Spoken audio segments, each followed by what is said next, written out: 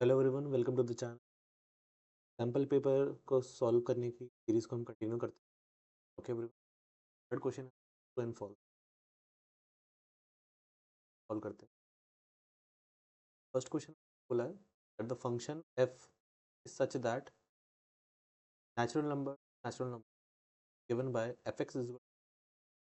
हमें ये बताना है कि ट्रू है या फॉल्स है।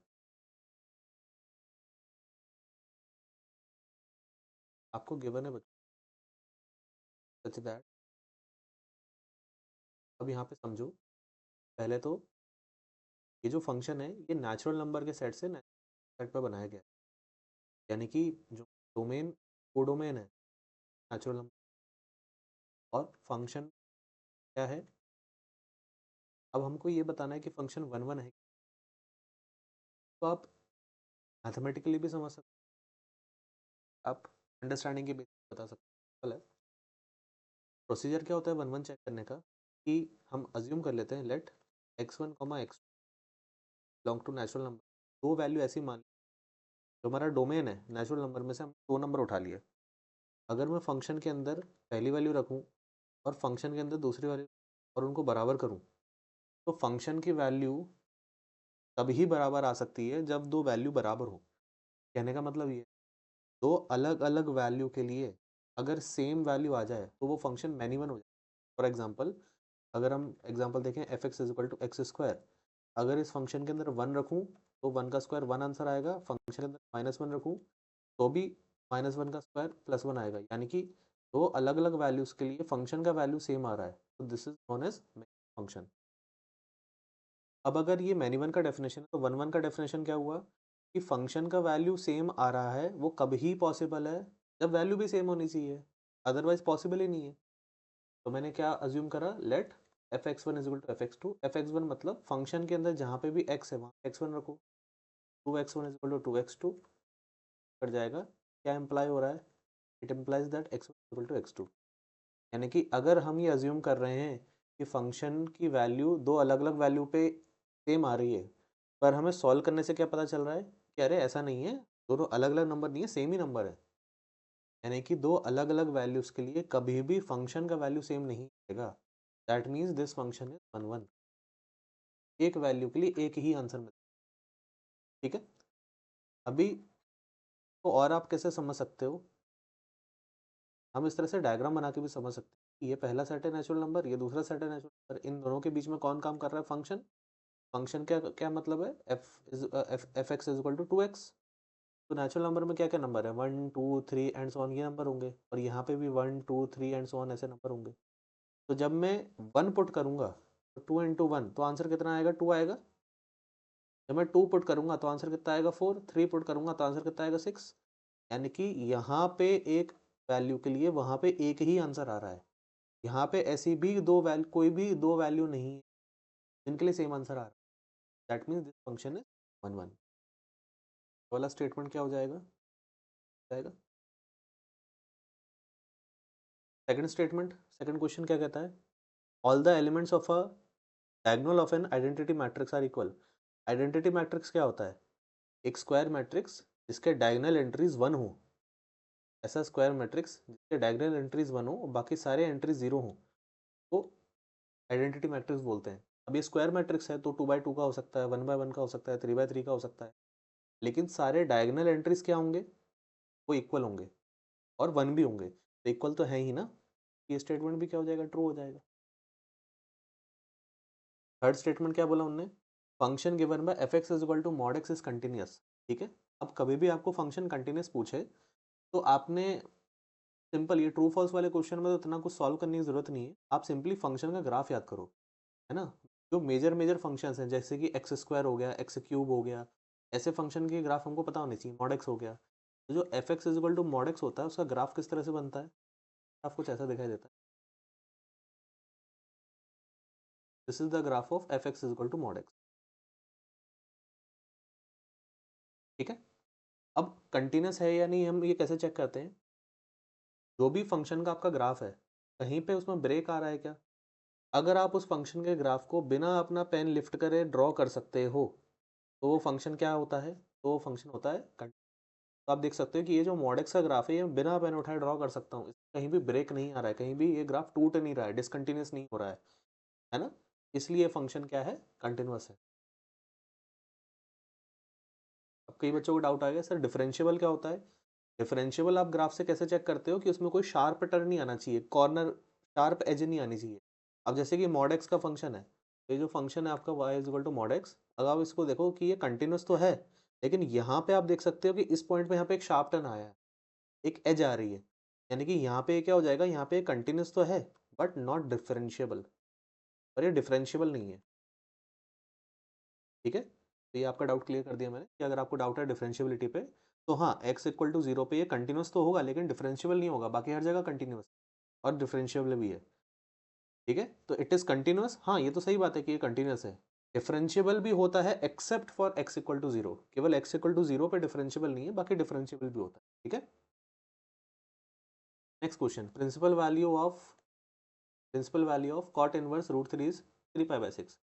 तो सिंपल क्वेश्चन है, कॉट इनवर्स रूट थ्री का वैल्यू बताना है। अब आप ऐसे सोचो, कॉट का वैल्यू रूट थ्री कितने एंगल पे होता है ये पूछ रहा है आपसे वो, तो कॉट का वैल्यू रूट थ्री कब होता है, ऐसे याद करो, टैन का वैल्यू रूट थ्री कब होता था, 60 डिग्री पे।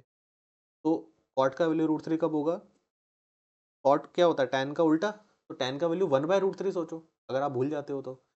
भाई अगर टैन थीटा 1/√3 है, तभी तो कॉट थीटा उसका रेसिप्रोकल होता है, रेसिप्रोकल यानी कि उसको रूट थ्री के ऊपर भेज दो, √3, तो ये कितने पे आता है, टैन थीटा √3 कब होता है, थीटा बराबर 30 डिग्री पे, यानी कि इसका आंसर क्या होना चाहिए, 30 डिग्री, लेकिन हमको रेडियन में बताना है। तो 30 डिग्री कितना रेडियन होता है, 30 degree is equal to, 30 degree को अगर रेडियन में कन्वर्ट करेंगे तो ये आपके पास आएगा पाई/6 रेडियन। कैसे आता है ये, पिछले वीडियो में भी बता चुका हूँ, pi radian is equal to 180 degree होता है, तो 180 डिग्री डिवाइड बाई 6 30 आ जाएगा, यानी कि इसका आंसर क्या होना चाहिए, पाई/6। यहाँ पे कितना लिखा है, 3 पाई/6, तो ये तो गलत हो गया, यानी कि this statement is false. Fifth question, the differential equation dy/dx is equal to e⁻x+y has a general solution this. Solve करके देखते हैं क्या बोला हमको, differential equation dy/dx is equal to e⁻x+। अब इसको सॉल्व करना है, सॉल्व करने के लिए हम क्या करेंगे, इसको हम वेरिएबल सेपरेबल मेथड से सॉल्व करते हैं। ठीक है, वेरिएबल सेपरेबल फॉर्म में लेके आएंगे। वेरिएबल सेपरेबल फॉर्म में क्या करते हैं हम, x वाले टर्म्स को एक तरफ रखेंगे, y वाले टर्म्स को दूसरी तरफ रखेंगे। तो हम इसको लिख सकते हैं dy/dx इज इक्वल टू, अभी हमने बचपन में एक लॉ ऑफ इंडाइसिस पढ़ा था, है ना, लॉ ऑफ एक्सपोनेंट्स। तो अगर a⁻m इंटू a⁻n हो, तो अगर बेस समान होते हैं तो पावर ऐड हो जाती है, इसको हम a⁻m+n लिख सकते हैं। यानी कि इसको मैं ब्रेक करके क्या लिख सकता हूँ, e⁻x इंटू e⁻y। अब इस e⁻y को नीचे डिवाइड में भेजूंगा, तो ये dy/dx 1/e⁻y is equal to e⁻x। तो अब लिख सकते हैं हम 1/e⁻y dy is equal to e⁻x into dx। अब अगर 1/a⁻m होता था तो उसको हम क्या लिख सकते हैं, a⁻−m, यानी कि अगर पावर को हम ऊपर लेके आते हैं तो उसका साइन चेंज हो जाता है। इसको हम लिख सकते हैं e⁻−y dy is equal to e⁻x dx। Now integrating both sides, दोनों तरफ इंटीग्रेशन अगर हम करें तो integral e⁻−y dy equal to integral e⁻x dx। अब आप बताओ, e⁻x का इंटीग्रल क्या होता है, e⁻x, लेकिन क्योंकि यहाँ पे -y है तो डिवाइड में एक -1 आएगा, तो ये हो जाएगा e⁻−y divide by -1 is equal to e⁻x, ये तो एज इट इज रहेगा, प्लस कॉन्स्टेंट ऑफ इंटीग्रेशन को लिख सकता हूँ -e⁻−y is equal to e⁻x plus. तो इसको हम ऐसे रीअरेंज करके लिख सकते हैं कि इसको उधर भेज दें, हम e⁻−y को राइट हैंड साइड में भेज दें और इस c को लेफ्ट हैंड साइड में ले आए, तो e⁻x plus e⁻−y is equal to -c। अब ये क्या है बच्चों, ये तो एक कांस्टेंट है, तो -c लिखूँ या कुछ भी लिखूँ क्या फ़र्क पड़ेगा, तो e⁻x plus e⁻−y is equal to, इसको मैं कैपिटल C नाम दे सकता हूँ कि एक नया, ये क्या आ गया इसका जनरल सॉल्यूशन।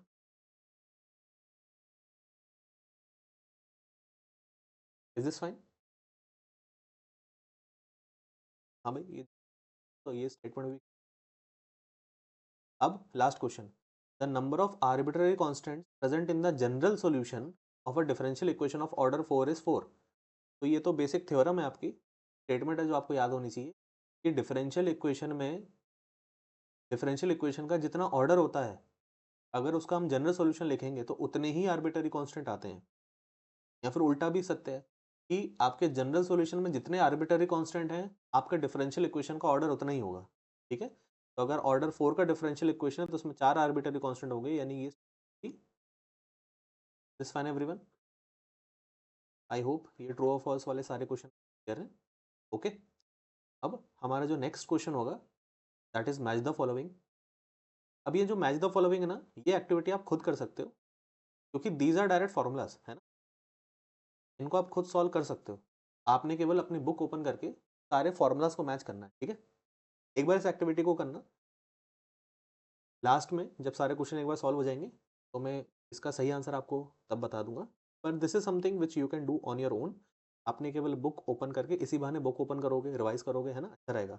और आप ये मान के चलो कि ये जितने इंटीग्रल के फॉर्मूलाज हैं, इनको आप बैठ के बहुत अच्छे से याद कर लो, क्योंकि आपको ये जो मैच द फॉलोइंग वाला क्वेश्चन आएगा ना, इसमें ये फॉर्मूलाज ही होंगे, यानी गारंटी के तौर पे आएगा आपके पास, है ना।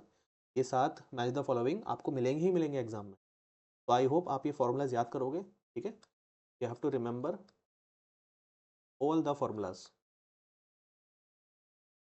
all formulas of differentiation and integration।